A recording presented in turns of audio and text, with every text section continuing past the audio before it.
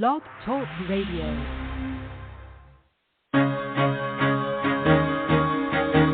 Carol the Coach. Sex, love, and relationships. We talk about it here. Carol the Coach. Compassion with contemporary relevance. I am a psychotherapist. I can be your personal life coach, and I can help you with your issues. There are no problems too small or too big. You can talk about anything. Speaker, columnist, radio TV host, and commentator.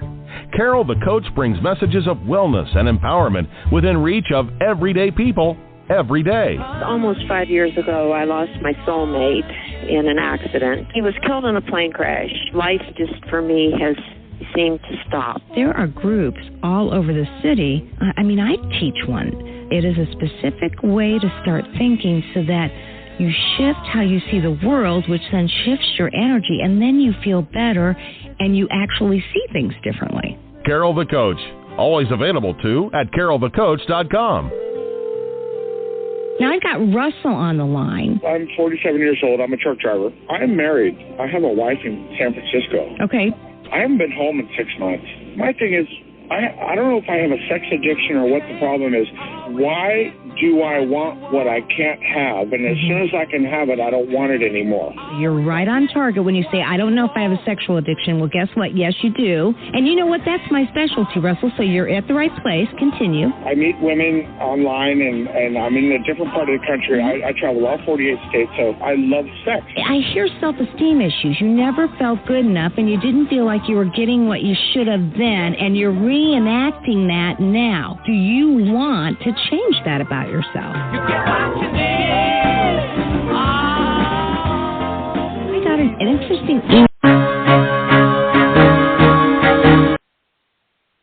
I got an interesting email from someone who said, hey, your show is replaying again.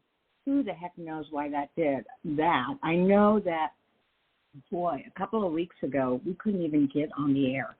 And I've been with Blog Talk since 2007 and have only had that problem one other time.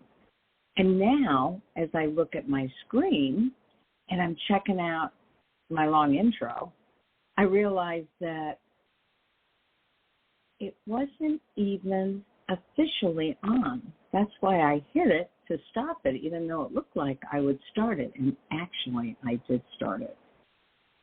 Technology is great when it works, and when it doesn't, hey, we just make the best of it. Hi, I'm Carol Jurgensen-Sheep. I am so happy to be with you today. Hope you had a wonderful Labor Day if you're in the United States and got to really chill with some family or friends. There's so many ways to be a part of this great country and certainly be a part of community. You know, I heard an interesting statistic about loneliness. And the statistic said that people that smoked cigarettes were healthier than people that isolated themselves. And that people who isolated themselves, in actuality, were more likely to lose 16 years of their life. That's right, 16 years of their life because of the loneliness factor. Well, I would have thought it would have been at least that for cigarettes, but I guess not. This was a researcher, and I'll get his name and share that with you. I just thought that was really interesting.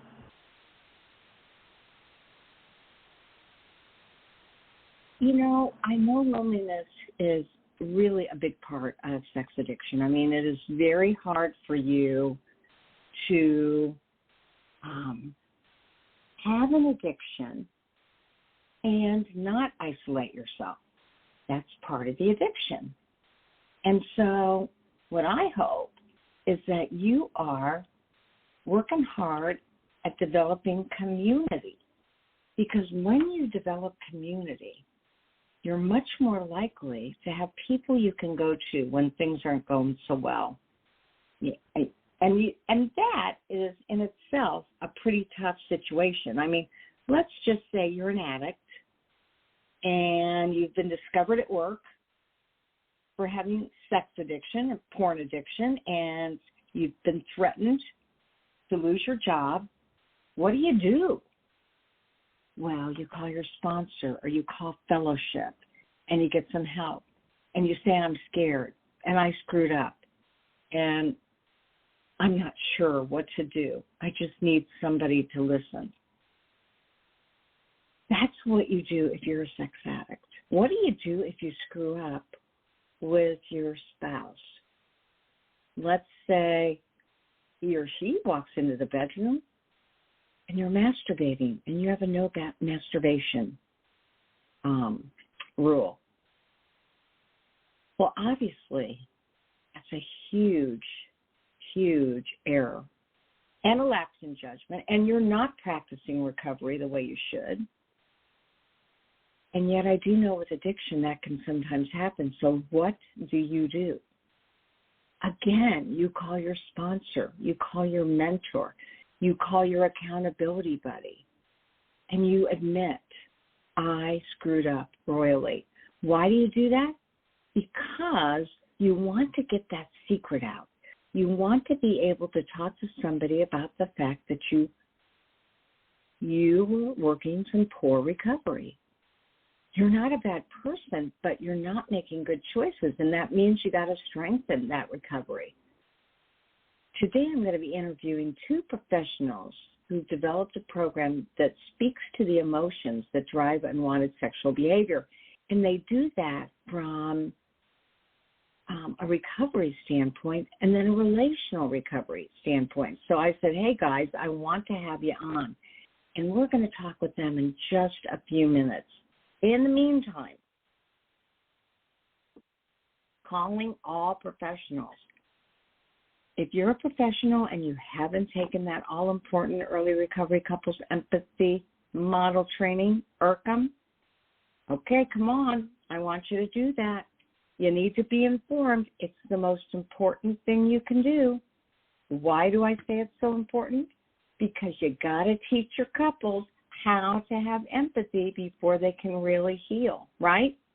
That's what you've got to do.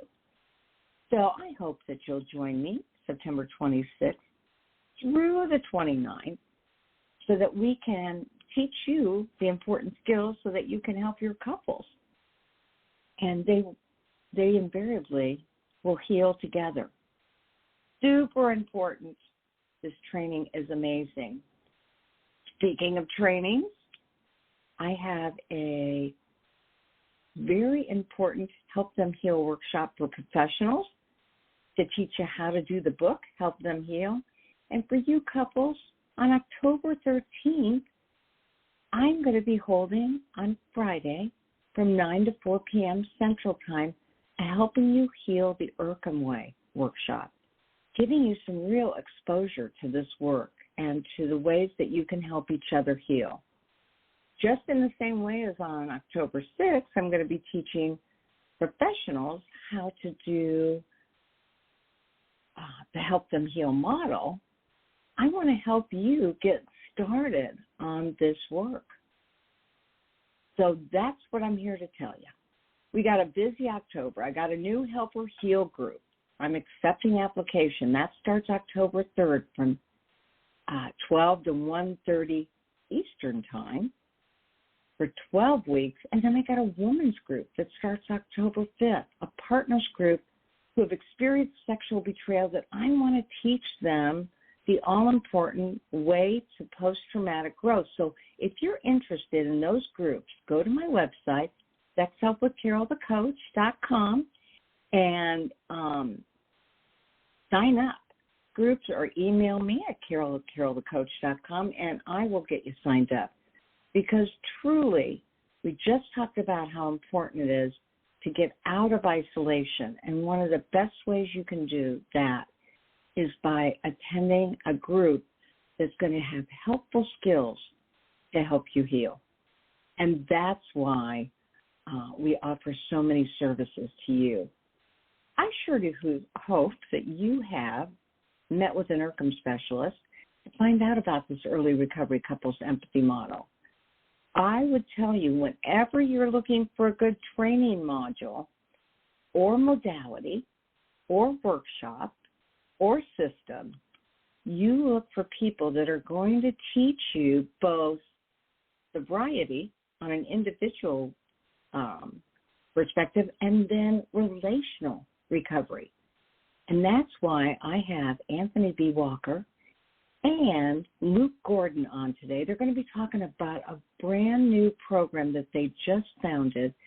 And I do believe it's called Choose Recovery Services, but we'll check that out. I know very specifically it's called Choose 180. And so I want to say to both of you, welcome to Sex Help with Carol the Coach, and I am so excited about your program. I hope you're unmuted and ready to go. Okay. I think I'm unmuted, but sometimes people tell me that I'm not, but I'm not. You've got a strong voice. You are unmuted. Good job. I think we're good to go. Yeah, you guys sent to our listserv some information about your program you were starting, and I said, oh, my gosh, that sounds incredible. Got to get you on the podcast. Got to help people hear about this programming because, there's good programming out there, but there's great programming out there. And when I saw your program, I said, this is great stuff. Luke, do you want to tell me a little bit about Choose 180 and just Choose Recovery Services in general? Sure, and jump in here, Anthony, if I missed anything that you feel like I should be touching on.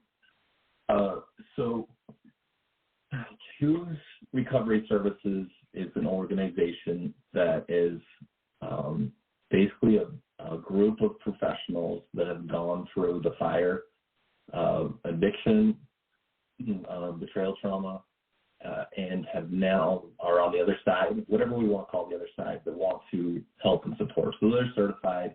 Some are therapists, some of them are coaches, and we just want to create a safe landing space so people go like, oh, if you're at Choose Recovery Services, that means you've been through this stuff. That means you know what it looks like. That means you know how hard it hurts.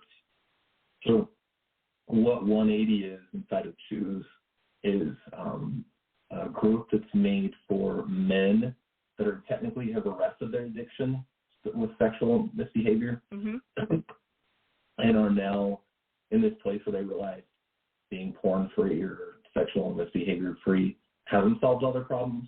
Their wife's still in a lot of pain, and they're trying to learn how to value emotions, learning how to emotionally regulate, become emotionally aware, see emotional responses in other people.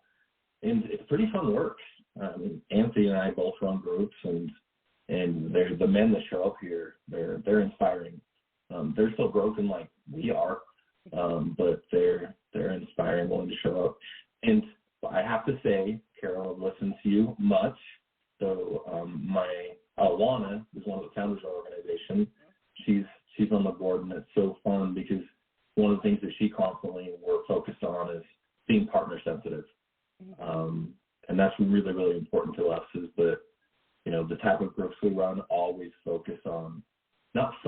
always aware of what their partners have to accomplish on their side of the journey. So, well, Anthony, first of all, I want to say that's what I believe makes your program great, because you are partner sensitive and you're helping men with emotions. And men have not been encouraged in this society to really get to know their emotions and to see how their emotions drive so much of their behavior. So kudos to both of you. Now, Dr. Anthony, I'm wondering, is it difficult to get these guys to be able to identify emotions in general, let alone see the link between their emotions and their behaviors, both the healthy and the maladaptive behaviors? Great question. Absolutely. Like you mentioned, our society doesn't do men any favors in learning how to identify and value emotion. And so often we have anger and aggression, and that's kind of what we use. And then we get in relationships and get in as parents, and that doesn't work. We have to start from the beginning. And so we literally have a version of a feelings wheel, right? And we say, okay, let's look at that and let's start there. Check in. How are you feeling individually? How are you feeling relationally? And a lot of guys struggle with that to start. And so it's helpful in the group context to have other guys that have been there a little bit longer say, okay, they can model that really well. And it's helpful to give them a space to be vulnerable and to say it's okay to cry. Like, it's okay to be connected and to share that with someone else. Like, that's so difficult to do. So 180 provides an opportunity to practice that, and then with that safe space, be able to apply that to other relationships. Well, and there's no doubt that men have not been brought up like that, although I think we are changing that in today's generation. I certainly see much healthier parenting and men helping their sons and daughters to show their emotions, to express them, to identify where they come from, what's going on for you today. So the good news is it's changing. But for this generation and the generations before them, it really there's been an absenteeism. And I'm going to ask you guys a question that I ask other guests on the podcast. I'll start with Luke. Luke, do you think that men,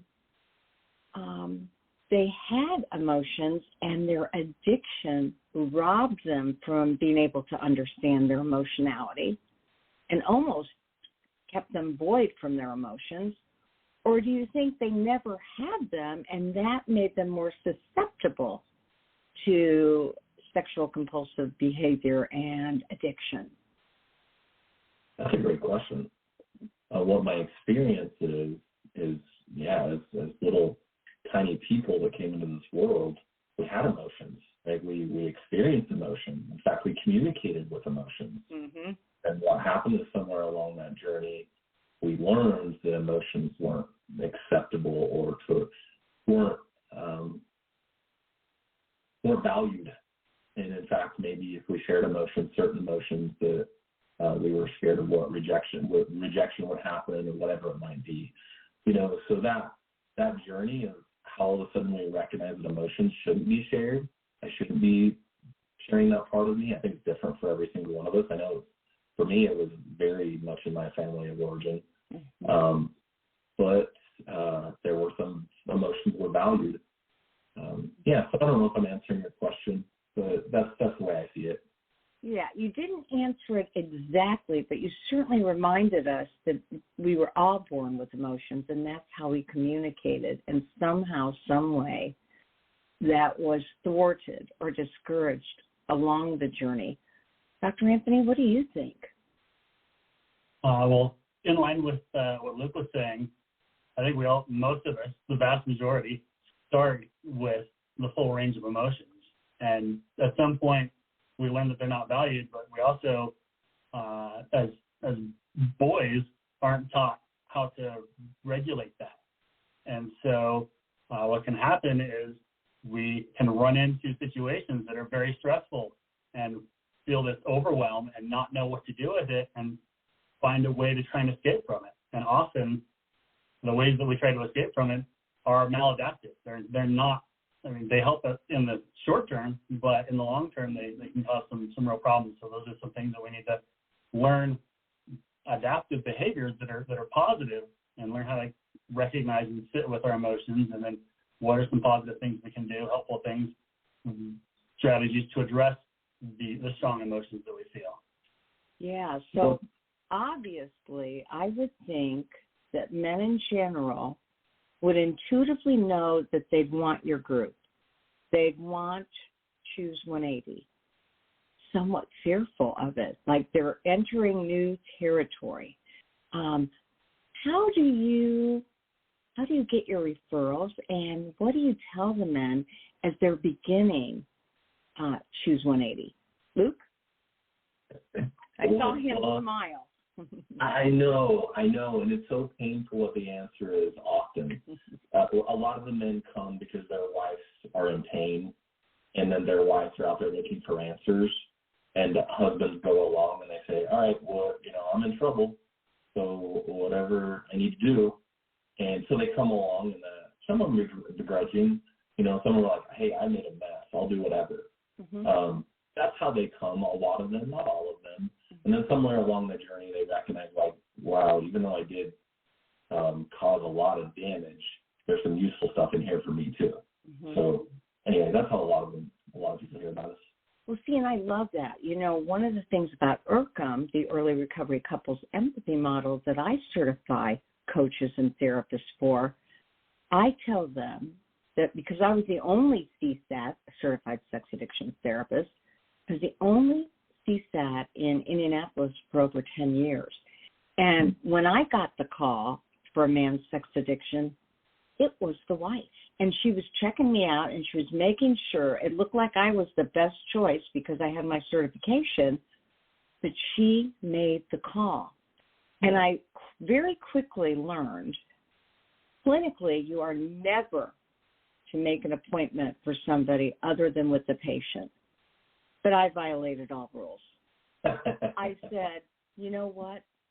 I'll be happy to make that appointment for your husband, and if you have any questions, feel free to come in, blah, blah, blah. And then I realized I was violating my second rule because I decided really they needed to come in together for their couples work. And at least I needed to know she was resourced and she had information and tools. And back in 2007, partners didn't really have that. Now, I love the fact that you said it's word of mouth. They hear that you got a good program. It's partner sensitive. You're both APSATS candidates, which I am thrilled about. Luke, you're an iPECer. That's what, when you belong to iPEC, it's a coaching group, and I think it's one of the finest in the world. I know I'm biased, but they're very emotional-based coaching. So I love that. And so I'm glad to hear that you take the referral, even though you would have loved for it to come from him on his own. Women are much more likely to do the research and find the excellent programming. So yay to you guys for kind of grinning when I asked that question and really helping them through the process of joining the group. What can the guys, Dr. Anthony, what can they expect when they come to 180? Is it a time-limited group or is it ongoing? That's a great question. So it does have a specific content we cover, but men can start at any point. It's rolling enrollment. Okay. So you don't have to wait like 12 weeks or whatever to get in. We have certain content that we cover, and then we rotate it back through. And so, and what I find and see is even when we have men that have been through the content for the first time, they still are picking up new things. They're still getting new awareness, better application of skills that we've gone over before. And so you can stay as long as you are finding value in the program. And so it's all about where you're at and your progress. And, you know, we help evaluate that, but it's up to the participant for sure. Well, I love that you offer that option because I was just saying I had my last 12-week Help or Heal group on the 12th session. That's the end. And then I pick up new people, all new people. But I have at least one, if not two men that say, can I go through it again? And I applaud them because I feel we all need repetition, and especially if it's new stuff. So I can imagine just like 12-step work, the more you put into it, the more you get out of it, and going through it a second time opens up the door for new concepts that they weren't quite sure about because they were trying to get it all the first time, right? Yeah. I know me, I'm like on the fifth time, and then I'm learning something, right? It takes me a little while to have to repeat things. Oh, and that's the truth, especially when a lot of these guys are in crisis.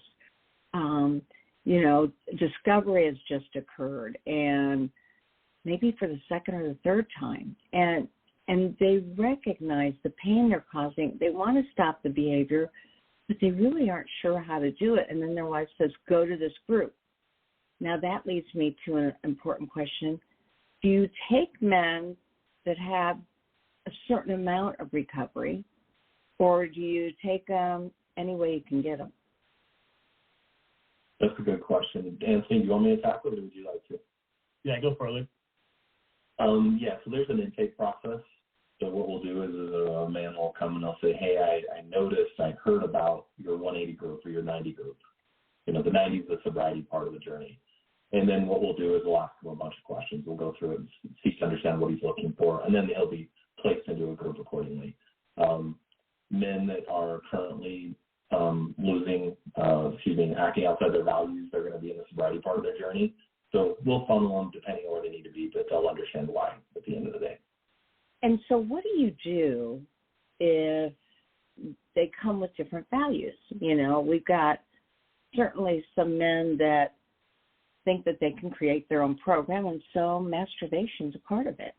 And then you've got other men that say, no way, there's no way you can be a sex addict and be able to participate in masturbation without fantasy. What do you do with those different values? Because I'm not saying that either one of them are wrong. I personally am against one of them, but I've been taught to be masturbation neutral. Don't advocate for that now, but I have been taught that way. Yeah. So what do you do? That is so good. That's so good. Anthony, I'd love to know what you say about this one. The part about go ahead, Anthony. Throw it to Anthony. Yeah. Anthony? I know. That's a too tough question. Let's go to Anthony on that one. All right. Sounds good. In my experience, we take a little bit from the SA circles, and they decide what their values are. And so if the unacceptable behavior is masturbation, they decide whether that goes in the middle circle or whether that goes on an outer circle. And that is up to them. And it's also important negotiation with their partner, because if they're trying to make things work with their partner and they have a bunch of things that they think are acceptable and their partner doesn't, that's going to cause some additional problems in the relationship. But ultimately, it's within their value system. They're deciding how they want to live in their lives. Yeah, I want to highlight on that part. I love the fact that you said negotiation piece, which is we have to understand what level of hiding and secrecy existed, and then to be able to be transparent about that behavior with our significant other. So a lot of the battle much of the battle for many of these men is that the hiding, it was done in secret, it was done in hiding. So can we get aligned in the values in the 90 program, and then the 180 is more managing the emotions around sharing things with my partner, being more aware of those things, and it's already something that's been addressed. So, and it's really what they see as destructive and secrecy in their relationship. And like you said, Anthony, secrecy circles are built around those.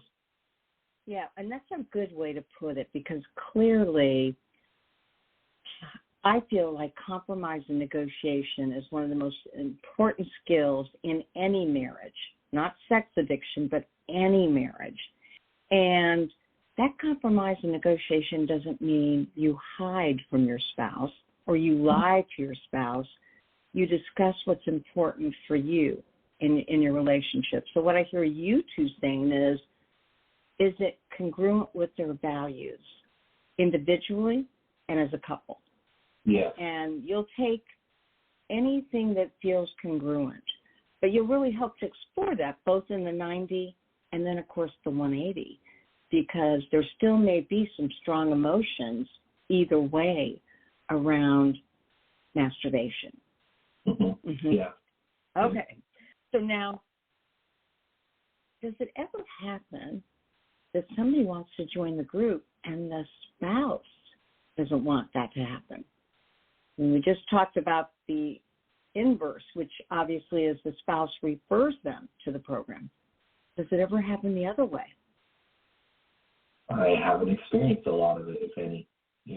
Usually the person that's been hurt is like, I don't want to be here anymore, and behavior needs to change to do things differently out of the past. And this is one of the things. Not saying it couldn't happen. The only thing I have experienced, which is, what are you going to make public, right? And confidentiality is absolutely imperative to the work that we do. So, we're going to take care of people that way. Okay, so let's talk a little bit more about the programming. Obviously, that first round of 180 is approximately how many weeks? First round of 90 or 180? I was going to ask 180, the relational part first, the emotional part. Yeah, the first round. Okay, sorry, I don't mean to smile with every question that you ask, Carol. Okay. Depends on the group, right? I know, right? We have these men in the group, and what's so exciting about it, as soon as they start to feel safe, like, oh my goodness, these guys are going through the same stuff I am, we don't take the topic too fast. We don't have an agenda with how fast we go through it. And we will slow it down and we'll say, and guys will jump in and say, hey, what about this? What about that? So it might take 4 weeks to cover a topic. I mean, have you seen that, Anthony? Oh, absolutely. Yeah, we're very process focused. And yeah, so we have 11, 12, content areas, lessons, if you will, that we can cover, and we're adding to that as we get more training. But yeah, we move as quickly as the group wants to move, and not like, okay, we have to get through this content. It's very process focused. Okay, so if I am recovering addict and I've gone through the 90 and now I'm in 180, give me a couple of topics that I might hope to cover out of the 11 or 12 that you have. Okay. Anthony, let's tag team this one. So I'm thinking about the one we did today was reflective/active listening. So basically, I say control, seeking to understand, good follow-up questions, restating, like hearing your partner, not running to there's a winner or a loser here. That's one of them. Okay, Anthony, you want to tag team? Tag in. So yeah, also understanding your own attachment style and how that impacts how you show up in your relationships. Yeah. It's interesting because I reviewed my Help or Heal group, and I said, guys, if there are 4 things you leave this course with in Help or Heal, the first one is more important than ADR, which is what I get all the credit for, the empathy statement, right? Is more important than that is reflective listening. Because as you said, Luke, I forget how you said it, and you didn't say what I said, but it really validates the partner's experience. Really, to reflectively listen and repeat back, wow, that is very validating, and it really is a major form of empathy, even though it's not considered that. It's considered a relational skill. The second thing I said was that if men can acknowledge the pain, any opportunity they get, and that would be, I know I caused that pain. I know my past did. I know my addiction did. I don't want you to think I forgot. That doesn't activate her. That brings down the reactivity, and that is so very powerful. The third thing I said was about shame resiliency. Guys have to know how to protect themselves. So when their spouse is furious that they've had a nocturnal dream, they cannot go into shame, but listen to her, repeat back what she says, and try to explain that they have no control over that, And then the last thing that I think is so very important is feeling identification, and that's what you guys are all about, helping them connect the emotions. Now, if I were going to ask you... Hey, can I jump in a little more, Karen, real quick? Please. Okay, so there's this other one that is so fun to talk about with men. We actually get to talk about sex. Mm-hmm. Men get the chance to talk about physical intimacy in ways that they have never experienced before, and we get to normalize it. So we have the levels of intimacy we'll go through, and we'll go like, and then the best part is we'll talk about how do you feel loved. Like, and a lot of them go like, and the way they feel loved is physical touch, right? And we're not going through the 5 love languages, but what we're recognizing, giving value to them is, I want connection, I just don't know how to get it. And there are levels to connection. So I wanted to highlight that one, that when you get men talking about this stuff and all of a sudden they feel safe, it's some of the best conversations ever. Mm-hmm.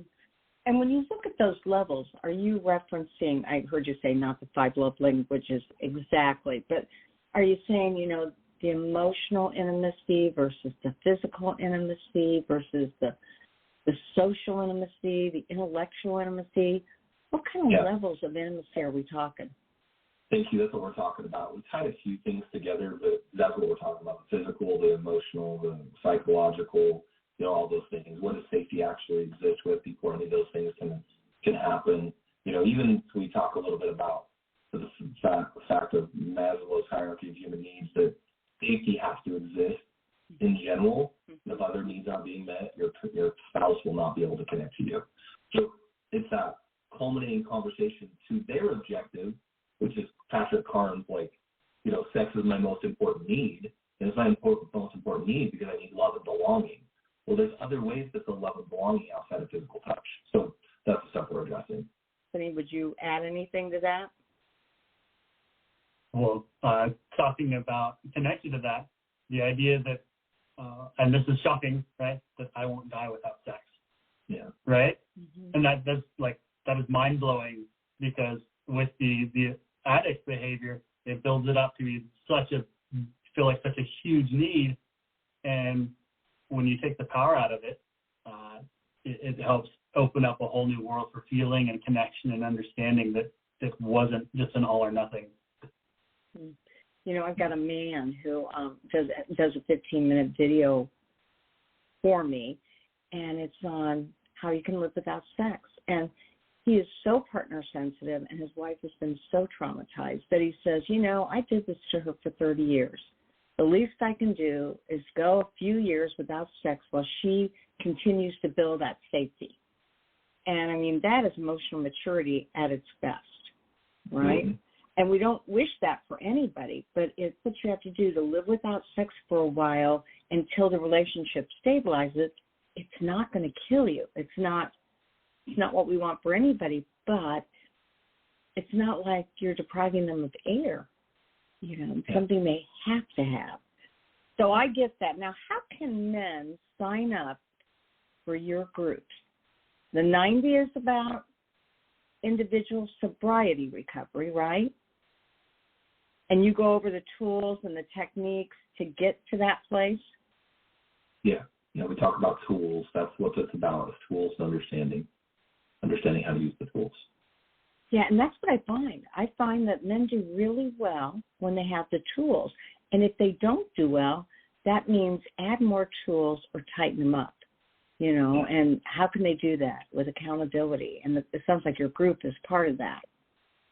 Yeah, absolutely. There's a lot of accountability, and what we try to create is not a shameful environment with the accountability. Well, I can hear that. And this is an online group, right? Yeah. Mm-hmm. Yep. So they can sign up all over the world. Yeah, absolutely. Anthony, you just opened your new one. What night was that? Yeah, so Thursday I have both a new section of Choose 90 and Choose 180 on Thursday evening. Yeah. Wow. So they can go to the ChooseRecoveryServices.com website, and they'll be able to find men's programs in 180. And then Anthony opened that new group. And one of the cool things is you get a chance to meet with one of us on the front end and be able to go, okay, what is this like? Ask all the questions, because we recognize getting in that experience can be very overwhelming. So we're gonna slow it down for you and answer the questions you have so you know what you're actually doing. Okay, so for our listening audience, again, that is www.chooserecoveryservices.com, and the phone number is 702-277-9145, and the two programs are Choose 90 and Choose 180. I'm sure they can go to your website. Now, let me ask you something else, because I'm trying to understand. I've been around for a long time, and I want to know my services. Okay. Both of you work for a coaching and clinician center, right? I mean, I don't know if it's a physical center or you all make up the center. It's both. Okay. And you've got men and women who work for you, with you, right? That's the best way to put it. The minute I said for, I'm like, not for. Even if it was for, it's not for, it's with. We work together. Yes, absolutely. And then what is the name of that center? Is that Choose Recovery? Choose Recovery Services, yes. Okay, and how I was amazed the last time I looked, because I have two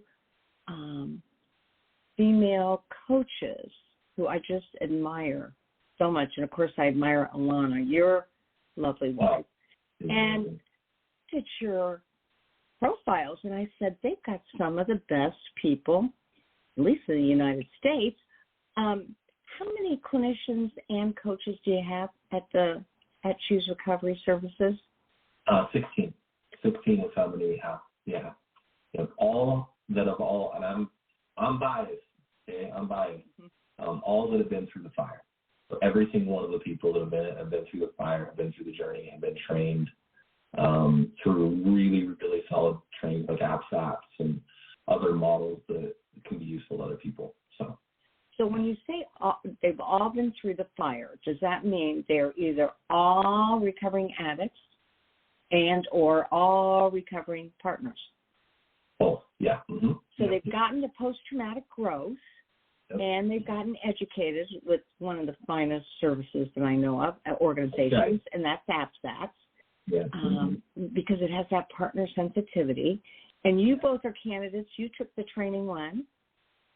So I'm a trainee. I'm newer, but looking to get trained further. Okay. Yeah. Now, I don't get what that means, because I changed that. Have you gone through the training? Yes. Yes. Then you're only a candidate if you get certified. Is that the deal? I'm new. I'm still figuring it out, but we'll have to ask Alana. Well, I took my training in January. You took it in January. Fantastic. And when? Yeah, mine was this summer. So. Okay. Well, I get that you maybe aren't candidates until you get certified. The training is phenomenal. Absolutely. And I'm going to put some pressure on you. You know, I was on the board too, and I was one of the faculty. You got to get the certification, because guess who one of those supervisors are? Yes, and that's what we want. That's exactly. Yeah. I'm pointing to myself. I'm encouraging them to come along because. Well, and here's one of the plans. We call them the pillars of our organization, Choose Recovery Services. Our coaches and therapists will never stop growing. There is no just like our clients. There's no end. There's no like I've made it, I've arrived, now I'm fine, now I'm good. So we're always going to be learning, and we found APSATS to be a place that fills with people that really know what they're talking about. So to where we spend our time. Yeah, they're really exemplary. And in addition to that, there are plenty of places to get training, and it looks like you both are getting additional training other places. I think you said that earlier when you said when it comes to emotionality and helping men with their emotions, you're willing to go wherever to get more training. That's the beautiful thing about our jobs, right? It never ends. We get smarter and smarter and smarter, and then we realize how much more we need. I know. As long as you learn, that's more and more what you get. Yes, exactly. That's a beautiful thing. So how can they actually sign up? I mean, I know you said that they can go to www.chooserecoveryservices.com, but will there be something right there that says choose? Yeah, we want live people to be there. Because here's what I remember. I'm like, okay, I want help. I don't know where to get it. It's an overwhelming experience. So we have live people, and there is a phone number on the other place to text. There's a chat bot. Just go to the site. It will be very explanatory. You'll talk to live people, and they'll say, let me help. So because really what we want to do is we want to take this overwhelming experience, which is my life just got turned upside down. I feel like I was about to start to rap there, the Fresh Prince song. So anyway, my own life just turned upside down, and now I need to make sure that I don't know what to do next. Somebody that's been through this, somebody that's trained, helped me. So we're just going to be there waiting to talk to you. And the thing that I would invite people to do, especially the men, not so much the betrayed, I won't speak to that, speak to them, which is don't think you have to have everything mapped out. Just show up and talk to us about what you're experiencing. That's the thing that a lot of men feel like they need to do is they need to know exactly what they're doing when they make that phone call. Really, for me, when the crap hit the fan, I just needed to jump. Like I just needed to jump into the cold water and stop thinking that I knew what the answers were for myself and just lean into somebody else. So that's what we're trying to create. So just call or text or hit the chat box. So you're that pillar or those pillars that people can lean on as they call and stay open to what is available to them. Yeah. Okay. And we're not the only ones, too. We recognize that we have no problems at all referring out for work that needs to be done. Additional trauma work. You know, there's a lot of different types of work that can be done outside of Choose. We just want to be somewhere that's safe that you can start to explore that with. Although you, Luke, have brain spotting, you have that credential. Yeah. Fantastic. Well, you two are amazing, and obviously, Dr. Anthony, from your human development background, you know how important it is to help people in any which way, learn how to grow and link their emotions. That's the most basic thing we can do. You're also a light in this world because obviously you've been there, done that, and you're in post-traumatic growth and want to get back. You both are. So is there anything you can think of to say to our listening audience before we wrap it up for the show? I have two things. Anthony, you want to go first or you want me to go first?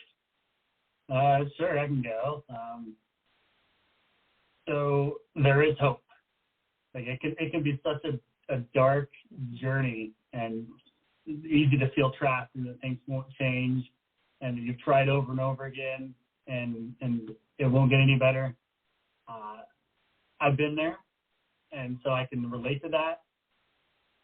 But I also want to put out the message that there is hope, that there are skills, there are strategies, but you have to put together the right for you, for your recovery. So you have to often, I know for me it was I had to do group work and then some individual and some other stuff to really, a life coach was super influential for me in my journey. And so find what works for you, but if you're willing to step into vulnerability and get the help that you need, and you can make the change. Makes sense. And Luke, your two things? I will. Yeah, thank you. I'll speak to the partners first, the people who have been betrayed. First of all, please, please, please trust your intuition. The person that, like me, who betrayed my spouse, my whole job was to create smoke and mirrors, all the things that made her question whether she could trust herself or not. Please trust yourself. I know so much of that journey is, so please, coming from a person who did create the atmosphere of, can I trust myself, that please trust yourself, and do that work to be able to regain that trust if you don't feel like it's there. The other one to the people that have been betrayed, just same thing Anthony said, it's 12-step teaches us to recognize what's going on and to let go of trying to control it.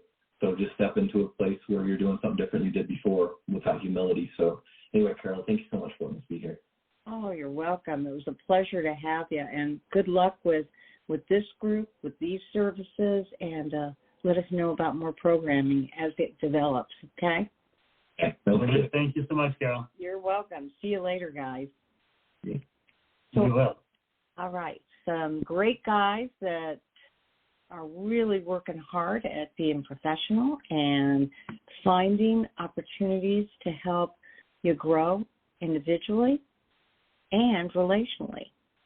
But they're doing that through emotions. So if you're a single man and you're having trouble with recovery and you don't have a partner, that's A-okay. You can join 90, choose 90, or you can choose 180. You can do them both. You don't have to be in a relationship to seek out these services. Well, that's about it. I hope you had a wonderful Labor Day. We'll see you back next week. And as always, we'll only be one of you at all times, so you have the courage to be yourself. See you next week.